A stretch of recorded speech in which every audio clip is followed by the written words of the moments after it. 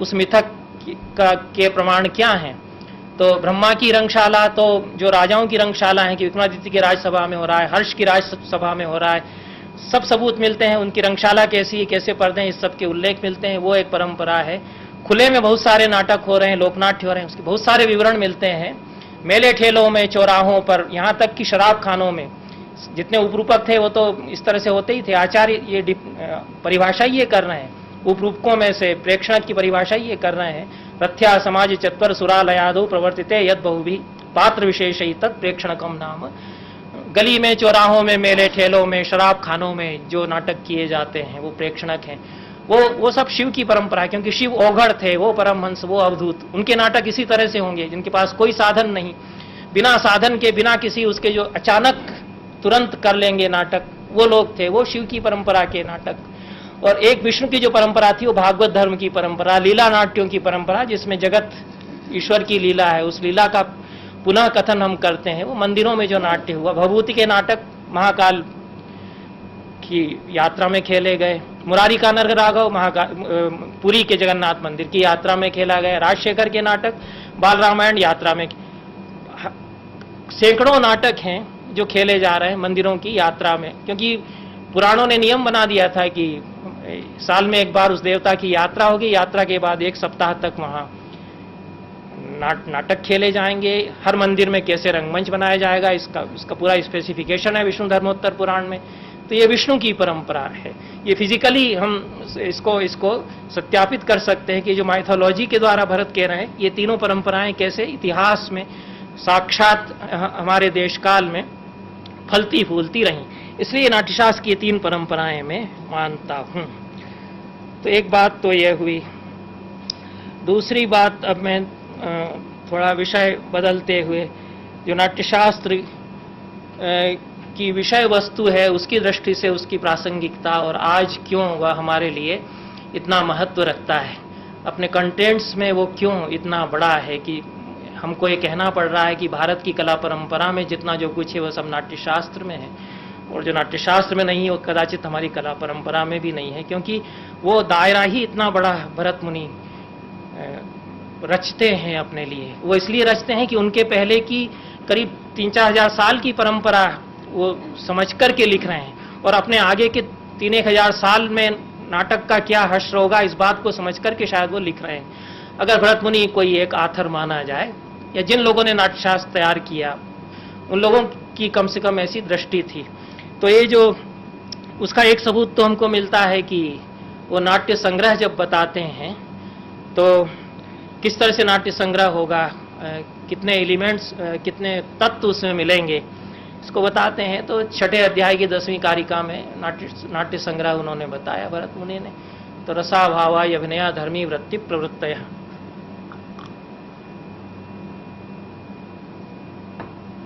सिद्धि स्वरास तथा तोद्यम गानम रंगश्च संग्रह।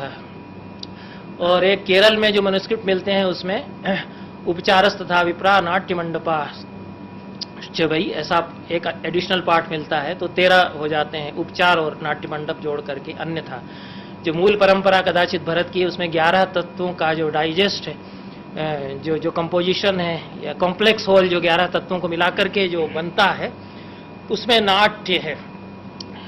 तो रस, भाव, अभिनय, धर्मी, वृत्ति, प्रवृत्ति, सिद्धि, स्वर, आतोद्य, गान और रंगमंच या प्ले हाउस, थिएटर, ये 11 चीजें हैं। इसी पर उद्भट ने आक्षेप किया था कि इन्होंने रस पहले क्यों कह दिया, रस तो सबसे अंत में आता है, उसको अंत में कहना चाहिए था। उसके जवाब में अभिनव गुप्त ने कहा कि इसमें किसी की जिम्मेदारी, किसी का जवाबदेही नहीं कि क्रम हो सकेगा या नहीं हो सकेगा, इसमें नहीं होता, इसमें नहीं बनता क्रम। तो वो क्योंकि भरत मुनि बार बार कहते हैं कि रस के बगैर तो कुछ होता ही नहीं, रस मूल में है, बीज में है, तो उसी से तो सब कुछ अंकुरित होता है। तो यथा बीजाद भवेद वृक्षो वृक्षात पुष्पम फलम तथा एवं मूलम रसा सर्वे तेभ्यो भावा व्यवस्थिता। जिस तरह से बीज के भीतर भी जो अंदर के दाने हैं उनसे कोई अंकुर फूटता है, उसको जब हम जमीन में गाड़ते हैं उससे फिर वो बड़ा विराट वृक्ष बनता है, उसमें शाखाएं और पल्लव और फल होते हैं। उसी तरह से मूल में तो रस है, उससे सारे वस्तु, इतिहास, पात्र, कथाएं, कथानक, ये सब उससे फूटते हैं, उसमें जो फल आते हैं, उसमें फल के भीतर फिर वही बीज रहता है, उसमें फिर जो फल में जो रस रहता है वह भी रस होता है। इस तरह से रस में आरंभ होकर के रस में अंत होता है। इसलिए क्रम का निर्वाह करने का सवाल उठाना ही गलत हो जाता है। तो रस है, भाव है, और ये बड़ी कैटेगरीज हैं। इन पर असल में चर्चा करेंगे तो बहुत लंबा हो जाएगा। लेकिन जो मूल बात एक तो मैं कहता आ रहा हूं, जो कि प्रायः दूसरे जो विद्वान काम कर रहे हैं वो नहीं कहते हैं, कि 4 मूल रस उन्होंने माने। बाद के आचार्यों को बहुत असुविधा हुई, तो किसी ने इसको फिर दोहराया नहीं। भरत मुनि जो कह गए थे कि 4 मूल रस हैं, और भोज ने तो साफ कह दिया कि 4 मूल रस काय को कहते हैं भरत मुनि, ये नहीं, हमारे तो 9 रस हैं, 9 मानो, ये सब नहीं चलेगा, 4 मूल रस। फिर उनसे 4 अवान्तर रस निकले, ये क्या हुआ, ये नहीं बनेगा। लेकिन भरत मुनि ने कहा कि 4 मूल रस हैं, श्रृंगार, वीर, रौद्र, बीभत्स। क्यों कहा कि 4 मूल रस हैं? क्योंकि 4 पुरुषार्थ हैं। श्रृंगार से काम होगा, वीर से धर्म है, रौद्र से अर्थ है, और बीभत्स से मोक्ष है। इसको बहुत दर्शन के तर्क के स्तर पर अभिनवगुप्त प्रमाणित करते हैं कि क्यों बीभत्स से मोक्ष होगा। ये मैं अन्यत्र भी कई बार कह चुका हूं कि क्षोभज और उद्वेगी 2 प्रकार का बीभत्स रस होता है। गहरा क्षोभ, गहरा उद्वेग आपको होगा, भीतर इतना एंग्विश होगा कि आपको संसार को देखने की दृष्टि बदल जाएगी। तो संसार से मोहभंग आपका होगा। तो बीभत्स रस हमेशा मोहभंग की तरफ ले जाता है। जितने भी बीभत्स रस के काव्य हैं, हमने भी एक पूरा बीभत्स रस का नॉवेल लिखा है संस्कृत में, तो इसलिए उससे विद्वान लोगों ने उसको बर्दाश्त भी कर लिया कि उन्होंने ये भी कहा कि बीभत्स रस का ऐसा काव्य और इतना गंदा गंदा किसी ने लिखा ही नहीं अब तक संस्कृत में। आपने अच्छा किया कि आपने लिख दिया, नहीं वो विक्रम चरितम है। तो बीभत्स जो है शांत में कल्मिनेट होता है, पर्यवसित होता है, और वो मोक्ष की ओर ले जाता है। क्यों? वीर का तो सीधा संबंध धर्म से ही है, क्योंकि वीर रस युद्ध केवल युद्ध में नहीं होता है। दानवीर, धर्मवीर, दयावीर और युद्धवीर, 4 प्रकार के वीर रस होते हैं। पंडित राज जगन्नाथ बहुत बड़े विचारक थे, उन्होंने कहा कि 5वां पांडित्य वीर भी मैं मानता हूं, और सिद्ध किया। इतने बड़े आनंदवर्धन को चुनौती उनके सामने खेल है। अभिनवगुप्त को खारिज करना उनके सामने खेल है। इतने बड़े विचारक हैं, बहुत सारी बातें नहीं मानते हैं, तो कहते हैं ये पांडित्य वीर, ये 5वां वीर होता है। जो सारा इंटेलेक्चुअल डिस्कोर्स है जितना, उसमें वो मानते हैं। बताइए, उसमें वीर रस मान रहे हैं और उसको सिद्ध कर रहे हैं कि कैसे इसमें फिर होगा। इसके विभाव, अनुभव, संचारी भाव क्यों होंगे? क्यों इससे वीर रस का अनुभव इसमें होगा? जब हम शास्त्रीय चर्चा करते हैं तो जो एक्साल्टेशन भीतर हम महसूस करते हैं, वो उसको क्यों हम वीर रस मानना जरूरी है। बहरहाल ये धर्म पुरुषार्थ की तरफ ले जाता है, श्रृंगार तो काम पुरुषार्थ की तरफ ले जाता है। ये रौद्र रस में जो आवेग होता है वो सांसारिक प्रवृत्तियों की तरफ ले जाता है, उससे अर्थ पुरुषार्थ की सिद्धि होती है। ये 4 मूल रस हैं, इनसे 4 अवान्तर रस निकलते हैं। श्रृंगार से हास्य, वीर से अद्भुत, रौद्र से करुण, और बीभत्स से भयानक। 4 प्रकार के अभिनय हैं। आहार, तो ये एक सीरीज बनती है कि 4 पुरुषार्थ हैं, 4 मूल रस हैं, 4 अवान्तर रस हैं, उनसे जुड़े हुए 4 प्रकार के अभिनय हैं। आहार्य, वाचिक, आंगिक, सात्विक। तो श्रृंगार और हास्य से जुड़ा, श्रृंगार और 4 नायक है, धीर ललित, धीरोदात्त, धीरोद्धत और धीर शांत। श्रृंगार में धीर ललित होगा, वीर में धीरोदात्त होगा, बीभत्स इसमें रौद्र में धीरोद्धत होगा, और बीभत्स और शांत इनमें धीर शांत होगा। क्योंकि आप देख रहे हैं मोहभंग की स्थिति में संसार को, वही संसार के सारे बीभत्स को देख रहे हैं आप, तो वो धीर शांत नायक उसके लिए चाहिए। तो ये जो स्ट्रक्चर्स हैं जो नाट्यशास्त्र ने हमें दी हैं, ये हमारे लिए आज भी बहुत काम की हैं।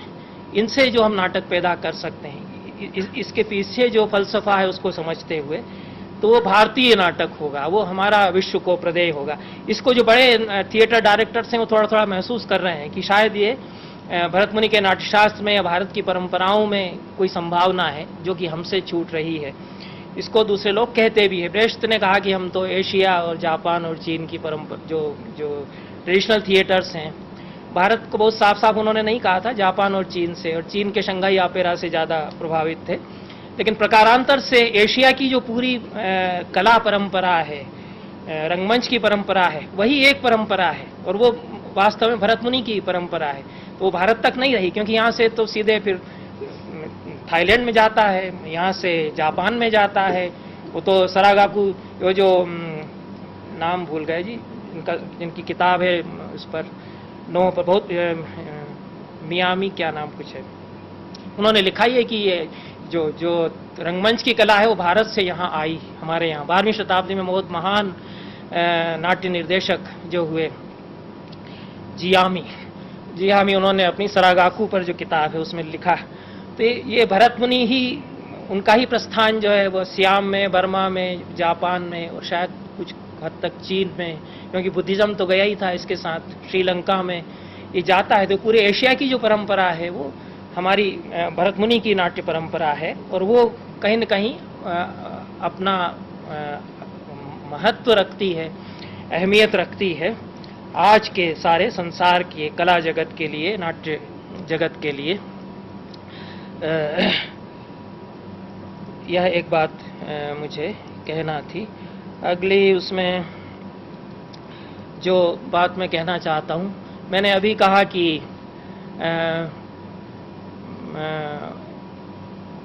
भरत मुनि ने जब ये बताया कि किस तरह से मुझे ब्रह्मा से ये मिला नाट्य की परंपरा, उस मिथक के द्वारा जब उन्होंने बताया, और उसके बाद उन्होंने ये भी कहा कि सारे देवता उपस्थित हुए कि कैसे हम लोग इसकी रक्षा करेंगे ताकि ये परंपरा बनी रहे, जो लोग उपद्रव करते हैं, विघ्न करते हैं, वो इसको खत्म न कर पाएं, इसके लिए हम इसकी रक्षा करेंगे। फिर ये रंगशाला बनाई गई, रंगशाला में स्तंभों में ये देवता रहेंगे, दीवारों में ये रहेंगे, ये सब भी कल्पनाएं की गई। और ब्राह्म मंडल होगा उसमें, जिस तरह से यज्ञ वेदी में देवताओं का आवाहन करके देवताओं की स्थापना की जाती है, उस तरह से रंगशाला में ब्राह्म मंडल की रचना करके उसमें देवताओं का आवाहन करके देवताओं की स्थापना की जाती है। तो ब्रह्मा के नाट्यशास्त्र की परंपरा है।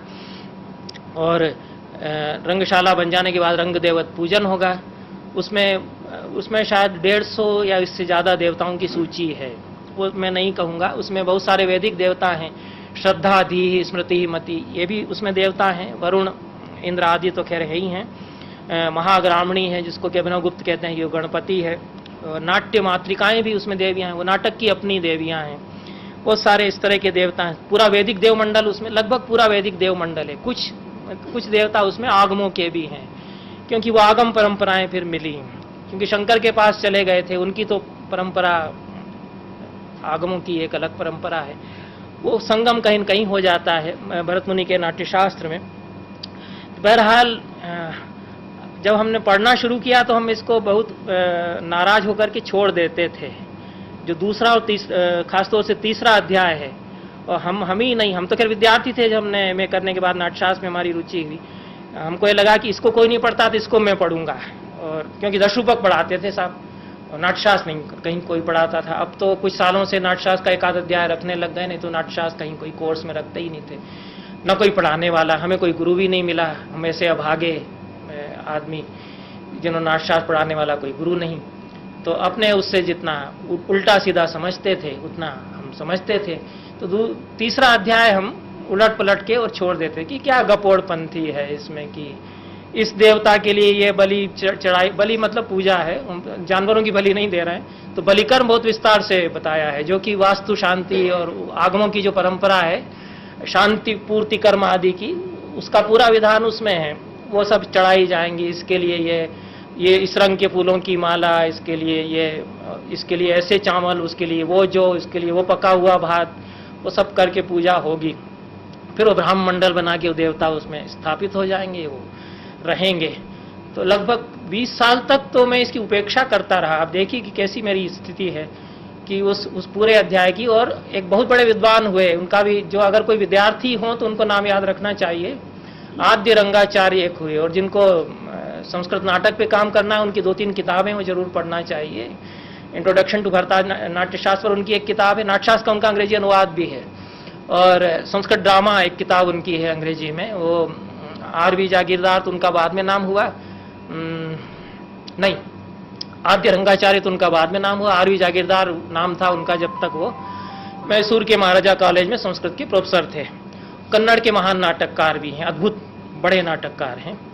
तो उनका असर भी हमारे ऊपर था। उनकी किताब पढ़ ली तो उन्होंने लिख दिया कि जो तीसरा चैप्टर है ये तो पूरा का पूरा इंटरपोलेशन है, ये तो बाद में जोड़ दिया है, ये सब पुजारी पंडों ने एक डिफेंस, कई लोगों ने इस बात को कहा कि डिफेंस स्ट्रक्चर खड़ा करना था, जो प्यूरिटन्स की तरफ से जो दूसरे दर्शनों के मीमांसा आदि के शुद्धतावादी थे वो हमले कर रहे थे। जब कविताई के लिए कहने लग गए थे कि रंडा गीता काव्यानी बंद करो कालिदास वगैरह को, इसीलिए तो आप शाकुंतल को पढ़ने पढ़ाने वाले नहीं थे। विलियम जोन्स ने, नहीं तो आपके पंडित नहीं कोई शाकुंतल पढ़ते पढ़ाते और छाप देते यहाँ, क्यों नहीं? विलियम जोन्स ने ही क्यों ये शुरू किया कि वो छापेगा और अंग्रेजी अनुवाद करेगा? कौन से गुरुकुलों में शाकुंतल पढ़ाए जाते थे? कोई नहीं पढ़ते पढ़ाते थे। शायद रघुवंश पढ़ाते हो तो पढ़ाते हो। तो कविता को ही खत्म कर रहे थे भले लोग, जितने पंडे पुजारी किस्म के लोग थे, और नाटक को तो बिल्कुल हत्या करने पर ही तुल गए थे। तो एक डिफेंस स्ट्रक्चर खड़ा किया गया कि हमारा भी यज्ञ है, हमारे भी सब देवता हैं, जितना जो कुछ वहां है वो सब इसमें है। ये आधुनिक विद्वानों की व्याख्या थी, इसी को मैं मानता रहा करीब 20 साल, तो मैं इसी को मानता रहा और ध्यान से मैं पढ़ता नहीं था। जल्दी जल्दी पढ़ के मैं छोड़ देता था, क्योंकि नाट्यशास्त्र पढ़ना तो मजबूरी में कई बार पढ़ता ही था। कभी हमको व्याख्यान देना, तो कोई लेख लिखना, तो नाट्यशास्त्र विश्वकोश बनाना, तो काम इस तरह के करते थे। झक मार करके नाट्यशास्त्र भी पढ़ना पड़ता था, और वो तीसरा अध्याय जो कि बहुत अच्छा नहीं लगता था वो भी उलटना पुलटना ही पड़ता था। तो वर्षों तक मेरा इस बात पर ध्यान नहीं गया। ध्यान जब गया, जब मैंने आर्तों के बारे में कुछ देखा, सुना, कुछ लेख उनका पढ़ा। उनके ग्रंथ, उनका मूल पुस्तक मैंने नहीं पढ़ी। बहुत अच्छी किताब है, कहते हैं क्रूरता का रंगमंच पर, जो थिएटर ऑफ क्रूएल्टी पर जो उन्होंने लिखी है, फ्रेंच में है, बहुत काव्यात्मक गद्य वो लिखते हैं। लेकिन उसके बारे में जो हमारे कुछ मित्र हैं विदेशों में, उन्होंने जो लिखा है वो मैंने पढ़ा।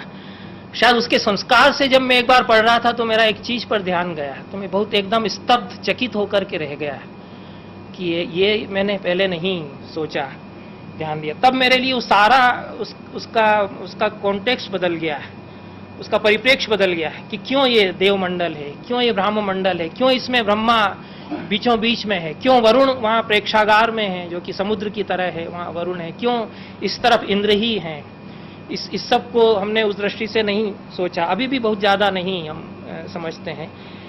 लेकिन भरत मुनि कहते हैं कि नेपथ्य ग्रह में तो सूर्य का वास होता है। ये बहुत लंबी सूची है, उसमें नेपथ्य ग्रह में सूर्य का वास है, और नेपथ्य ग्रह के दरवाजे की दोनों देहलियों पर नियति और मृत्यु का वास होता है। और रंगशीर्ष पर जो वेदिका बनाई जाती है उसके ऊपर अग्नि का अधिष्ठान है। रंगपीठ जिसके ऊपर नाटक खेला जाता है उस पर ब्रह्मा है। प्रेक्षागार, ये सब तो खैर बहुत सारी देवताओं की। तो ये जब लाइन आई कि जो एक तो दीवार है, नेपथ्य ग्रह और रंगशीर्ष के बीच में दीवार है, जो थिएटर हाउस का स्ट्रक्चर उन्होंने बताया है। 3 तरह के जो मैंने कहा था ना कि वो 3 का है, तो 3 तरह के थिएटर हैं, उनके 3 तरह के साइजेस हैं, 3 तरह के शेप्स हैं, वो भी सब उसमें 3 कई बार चलता है। तो वो 3 परंपराएं हैं नाट्य की। तो ये जो रंगशाला उन्होंने बताई, उसमें 64 बाई 32 हाथ का जो विकृष्ट मध्य होगा, उसमें 32 बाई 32 का जो स्टेज बनेगा, उसके भी 2 हिस्से होंगे। एक में नेपथ्य ग्रह होगा, एक में आपका मेन स्टेज होगा। मेन स्टेज के भी 2 हिस्से होंगे, एक रंगपीठ, एक रंगशीर्ष। रंगशीर्ष और नेपथ्य ग्रह के बीच में दीवार होगी, दीवार में 2 दरवाजे होंगे।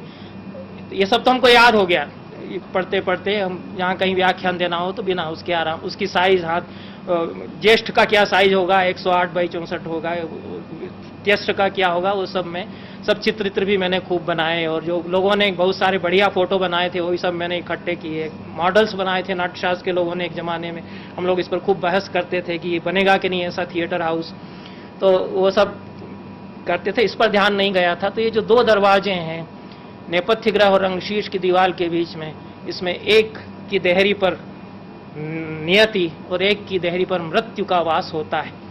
इतना पढ़ने के बाद एक बार में एकदम से चौंक के स्तब्ध रह गया है कि ये मैंने नहीं सोचा था कि जो नेपथ्य ग्रह से एंट्री करता है एक्टर, वो अपनी नियति को लांघ कर रंगशीर्ष पर आता है।